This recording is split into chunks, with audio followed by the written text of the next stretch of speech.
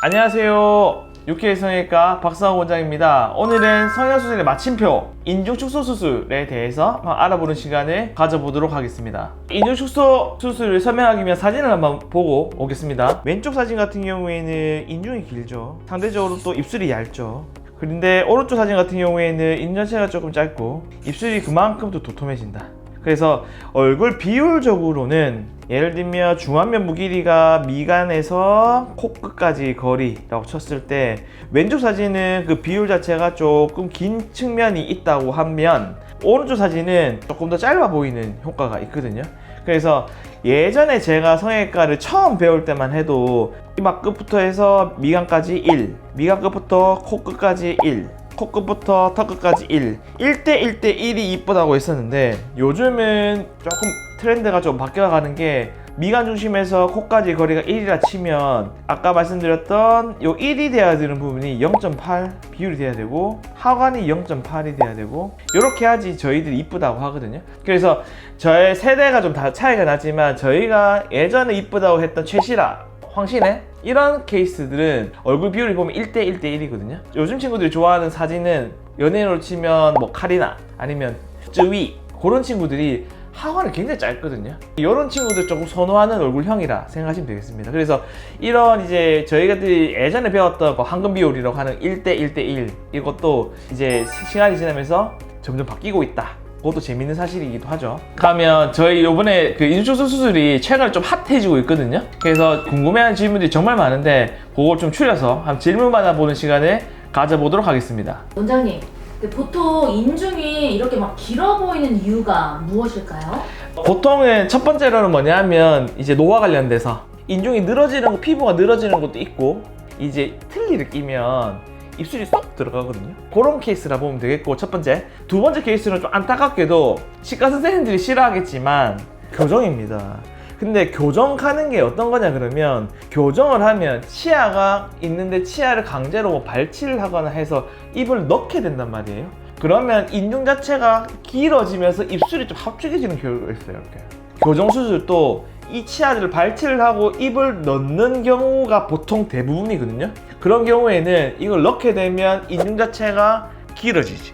그리고 입술이 합죽해지고. 그래서 치과 선생님들은 자기 역할을 다 하신 거예요. 치아를 고르게 하고 웃을 때 모양 이쁘게 하고 하지만 우리 성형외과 의사들이 봤을 때는 치아만 보는 게 아니잖아요. 그죠?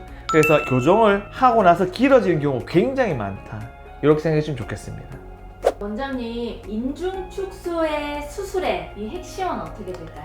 인중축소 수술이 저희 한국 사람들 사이에는 인중축소 수술이라고 일컬어지잖아요. 저희 외국에서도 똑같은 수술을 하는데 그 수술은 어떻게 또 다르게 얘기를 하냐 그러면 입술 리프팅 수술이라고도 얘기를 하거든요. 인중축소 수술의 목적은 인중을 짧게 하는 게 목적이 아니고 입술의 볼륨을 키워주는 게 목적이긴 하거든요. 그래서 인중축소 수술을 고려를 하실 때는 항상 내가 수술의 결과가 인중을 짧게 하는 거는 일반 분들 입장에서는 그게 제일 중요할 수 있어요. 근데 저희 성형외과 의사 입장에서는 위에 입술의 볼륨이 커지는 거에 집중을 생각하시면 좋겠습니다.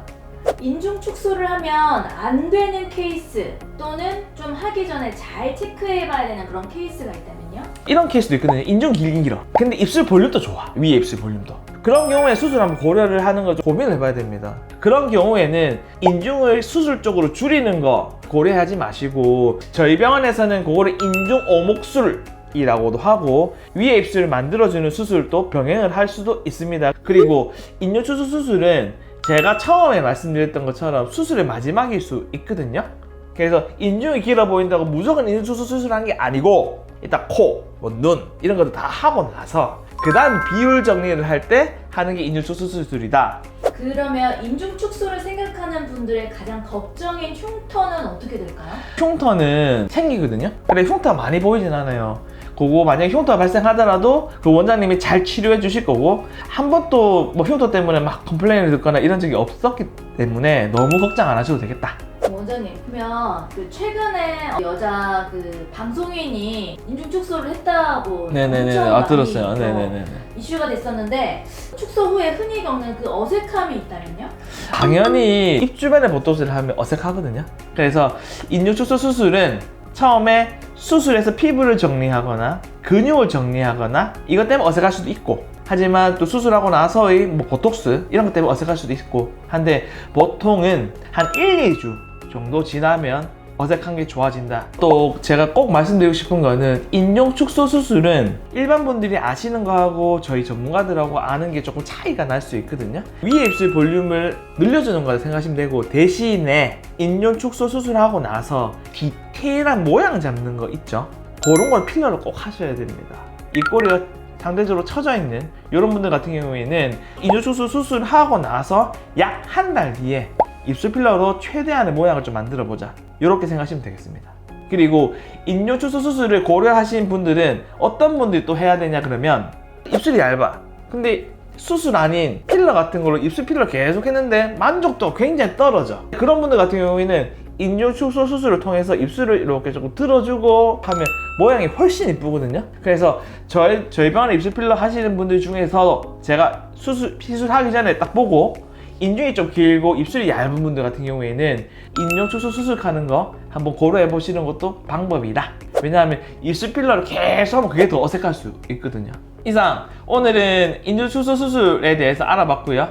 단순히 인중을 줄이는 게 아니라 위에 입술 볼륨도 늘려주고 하안면 부위 길이도 줄여주고 얼굴의 비율을 좀 맞춰주는 성형수술의 마지막 마침표라고 보시면 되겠고, 그래서 요거는 수술할 때 항상 신중해야 된다.